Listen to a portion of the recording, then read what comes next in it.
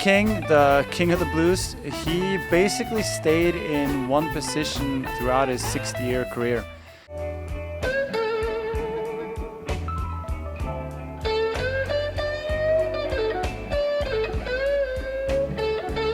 Today we're going to look at how you can use it in your blues solo to try to sound as great as B.B. King. So let's start by looking at where the actual B.B. box is. So in this case we are in A dominant, and the B.B. box then starts with your index finger on the root note. And let's just quickly go through and look at what all the notes right here are. So this is A, and then on the 12th fret we have the B, which is the 9th or the 2nd, which we use mostly for like bending up to the 3rd, which we'll look at. And then we have the 4th and the 5th. And on the G string, on the 11th fret, we have the 6th. What it gives us, in a sense, is that it gives us all the notes that really fit over this A7 right in one spot. This sort of sweeter sound. And then if we look at the bending on the 12th fret, we're bending up to the major third of A, which is in this case is a C sharp. So for lick number 1, it's gonna just be that classic playing the 6th, the root, and bending the major third. So it goes something like this.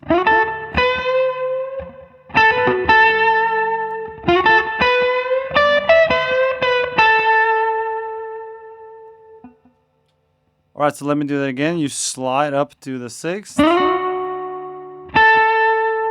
when I'm saying the 6th, I mean the 11th fret on the G string. You're sliding, playing the root, waiting a little bit, and then playing. And then hammering on. And you heard me having some ringiness. The strings were ringing a bit. So try to keep that to a minimum by having your thumb kind of laying on top of the strings right there. So it's up.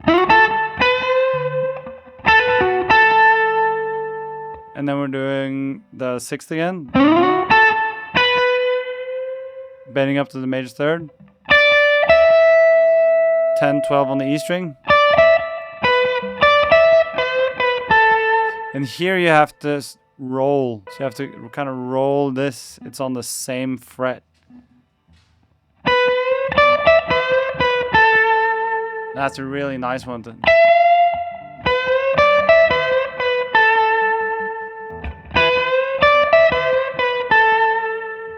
Let me try to do it with the backing track here.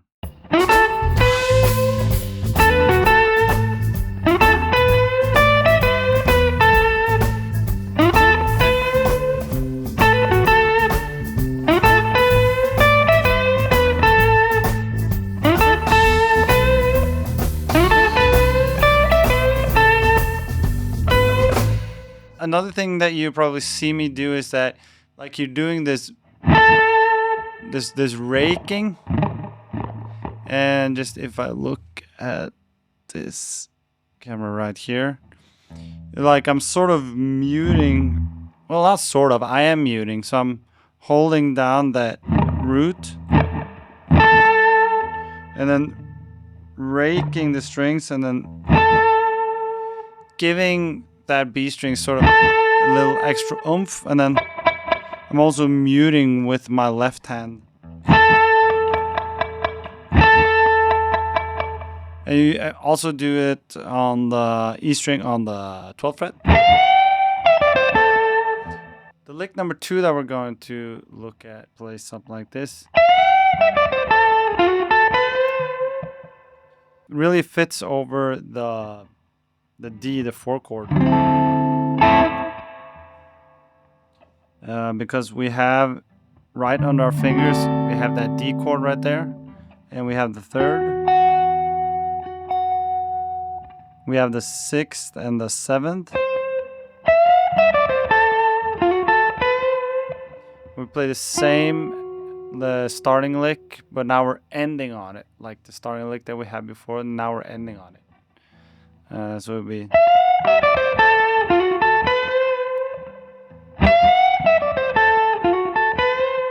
If you want to be adventurous, you can rake on the first note. And the reason this works so well on the 4 chord is that we're pushing through that major third, through that major 3rd,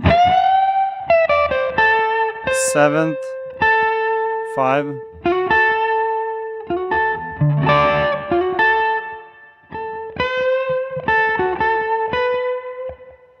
And then if you push that 12th fret B string long enough, far enough, you can get all the way to D.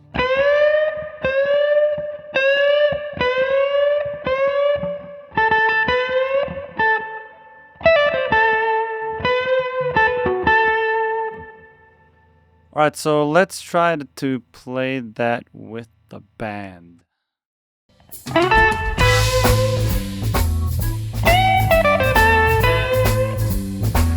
Here comes it over D.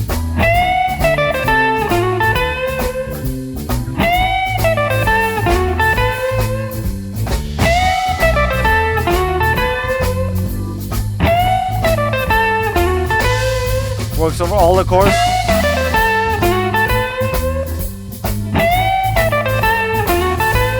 No rake. Sounds kind of bad.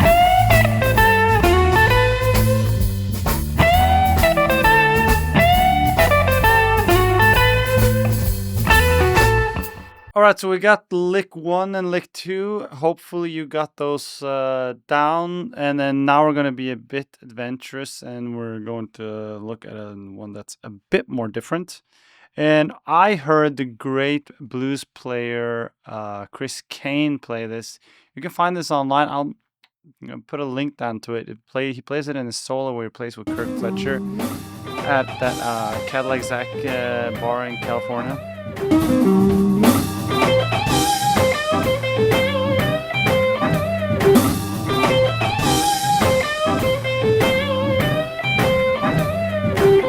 And it goes something like this. I call it the Walk Up Chris Kane lick. And it's so B.B. King that I think he stole it from B.B. King, but I heard it from Chris Kane.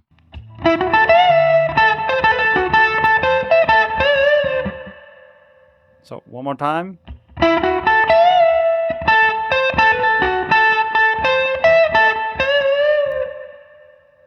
So this is over the 1 chord. And if you're like, holy shit, that's way too hard, then just take some time with it and, you'll get it. So we're starting on the 5th. So on the 9th fret of the G string. So it's 13, and then we're doing the root. And then up to the E string on the 12th fret.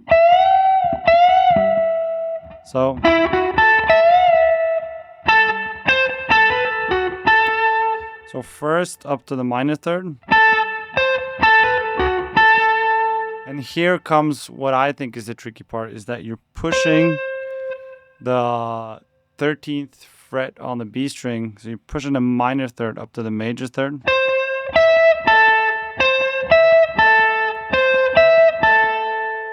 You're playing pushing minor 3rd up to major 3rd. 5, 1. So it's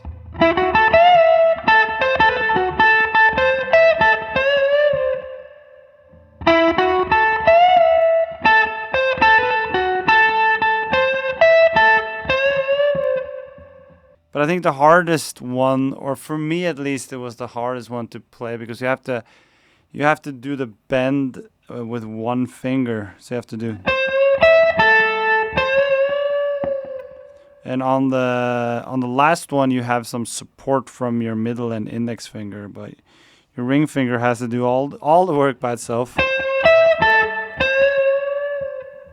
So ba ba ba ba ba ba ba ba. So let me try and play this with the band, and it's probably going to go pretty fast. Comes the one.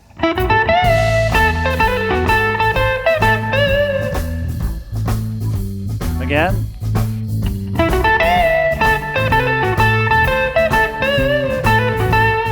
Add a little bit of flurry out there.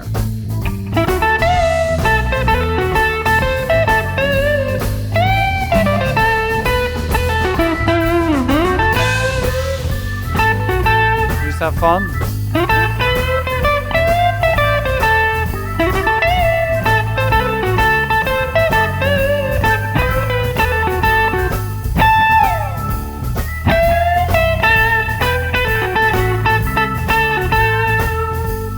And you can do it from the 4 to the flat 5. You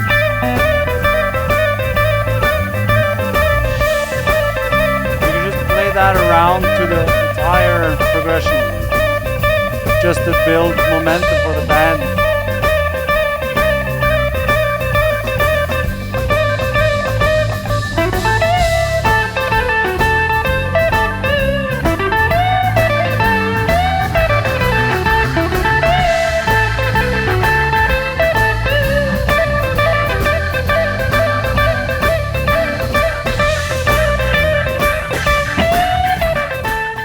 So if you like this lesson, then I have the backing track for this linked down below so that you also can practice. So this great shuffle in A that was taken from a live recording from my friend Matt Schofield.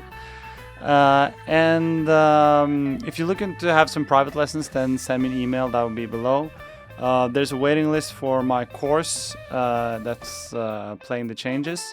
And I also have a lesson on playing the changes. So if you're not sure about all of these, playing what's the third of the A chord and what's the third of the D chord, and playing the changes throughout all the 3 chords of a blues, then I have a lesson on that on YouTube. I'll link to that below.